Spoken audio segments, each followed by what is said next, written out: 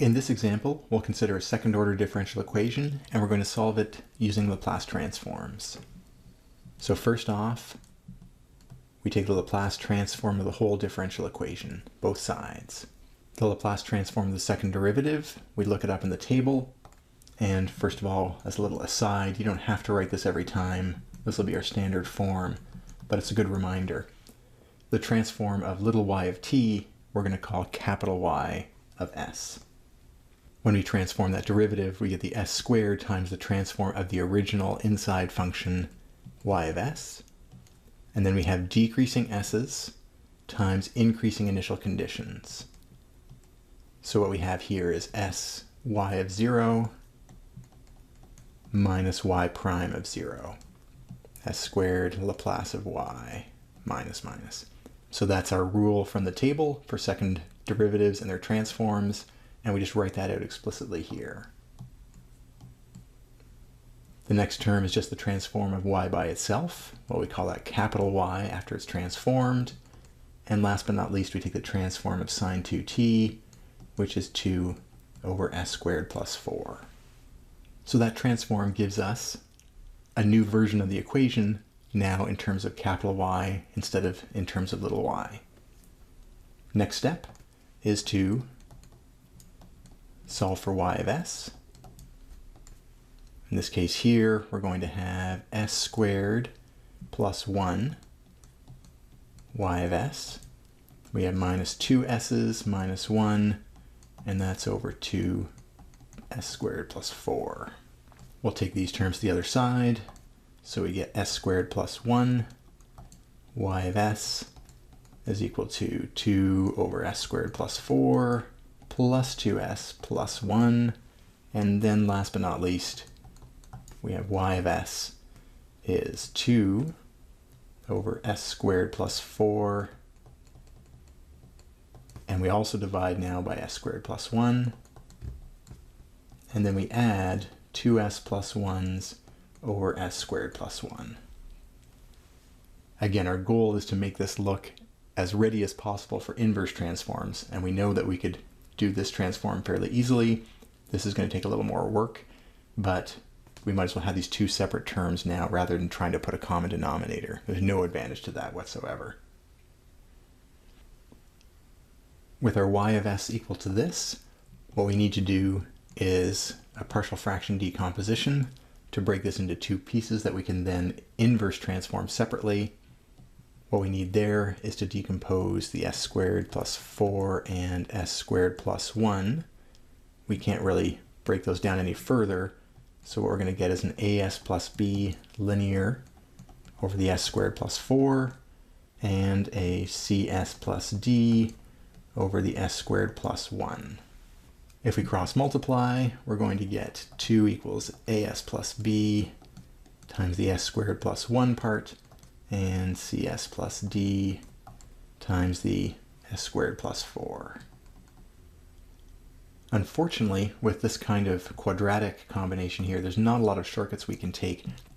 One thing we might do is try letting s equal 0, simply because that'll eliminate the as and the cs. That'll give us b times 1 and d times 4. So we get at least one equation out of that fairly easily. I'm not going to explain all the steps as we go through this. Whatever system works for you to get to the answer is totally fine by me, but it should be fairly clear to a reader what's going on. And that's where it's nice to describe what you're doing here. If we look at the s cubed coefficients, we're going to have none on the left. We're going to have a plus c on the right. If we look at s squared coefficients, we're going to have 0 on the left, and we're going to have b plus d on the right. And if we look at s coefficients, we're going to have a 0 on the left, a on the right, and 4 c's. So I see some promise with 1 and 3 here. Let's number off all the equations. But if we take 1 minus 3, we get b minus b. So that cancels things out. And then we have 3 d's. So d would equal 2/3. And then if we put that back into, let's say, 3, b is negative d, so it'll be negative 2/3. Looking at equations 2 and 4, if we take 2 minus 4, we get a minus a, that's 0. We also get 0 minus 0, which is 0. So we have c minus 4c is negative 3c. So we'd have c equals 0, and pretty quickly with 4, we're going to find out that a is also equal to 0 there. So that gives us the constants that we needed for the decomposition. I'll copy those over to the next page, filling in the blanks as given here. This is our restatement of y of s with our values of b here and d here, and the remaining term that we had up front. So it remains simply to gather these terms. What I'm also going to do at this stage is put the required 2 on top of this, so we get a transform of sine, and also multiply by a half. And that's going to give us negative 1/3 2 over s squared plus 4. I'm going to try to do something similar on these other remaining terms. We definitely have a 2s over s squared plus 1. That's this part here going down and making a new term here. And we can also merge the constant terms. So we have a 2/3 plus a 1. That would be 5/3 overall, times 1 over s squared plus 1. And this is ready to transform as well. Its k squared is 1, so we also have k as 1. So now we can go ahead with that inverse transform. The function that we're looking for, y of t, is going to be negative 1/3 times sine of 2t plus 2 cos of the k value here is 1, so it's simply cos of t plus 5/3 sine of t. And that would be our particular solution.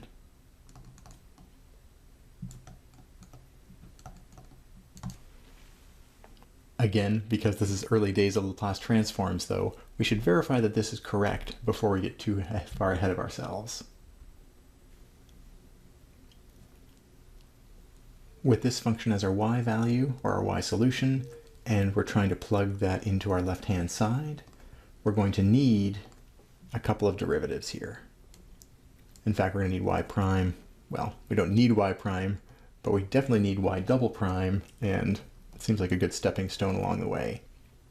We're going to get negative 2/3 cos of 2t, just differentiating, minus 2 sine of t, plus 5/3 cos of t. The second derivative, just taking another time derivative again, is going to be positive 4/3 sine of 2t minus 2 cos of t plus minus 5/3 sine of t. We're now ready to put that into our left-hand side. And what we get there is the second derivative, 4/3 sine of 2t's minus 2 cos t minus 5/3 sine t. And then we're going to add to that, so this is all y double prime, and we're going to add to that y, and y is negative 1/3 sine of 2t plus 2 coses of t plus 5/3 of sine t. And if we look at that, negative 2 cos, positive 2 cos, negative 5/3 sine, positive 5/3 sine. What are we left with when we're done? We're left with 4/3 sine 2t minus 1/3. 4/3 minus 1/3 is 1 sine of 2t. And that is exactly what we're supposed to have on the right-hand side. So thank goodness, once again, what we found is in fact a solution to the differential equation. As an aside in terms of Laplace, but an important idea in terms of the course, What I'd like you to do, though, is think about what we did earlier. We would have looked at this right-hand side and asked for the non-homogeneous solution form, which would have been some combination of sine 2t's and cos 2t's. Well, what do we find in our solution? Something from that differential family, but with a coefficient that we might not have guessed up front. If you then look at the left-hand side of the equation, the homogeneous part, and ask, well, what would that have had as a solution? Well, it would have had roots of plus and minus 1 times root negative 1, so it would have ended up with cos t's and sine t's. We would have called that the corresponding homogeneous solution. And this would have been the part of the solution due to the non-homogeneous part. So we're finding the same pieces, but we're finding them in a very, very different way, through a very, very different process. But there's still ties between the two, obviously, because we're getting the same kinds of forms. And if you look back at the work we did, in particular, work with the s squared plus 4, s squared plus 1, what kind of factors come out of that, you'll see there are connections between the solution techniques that we used earlier and the solution techniques we're using here with Laplace.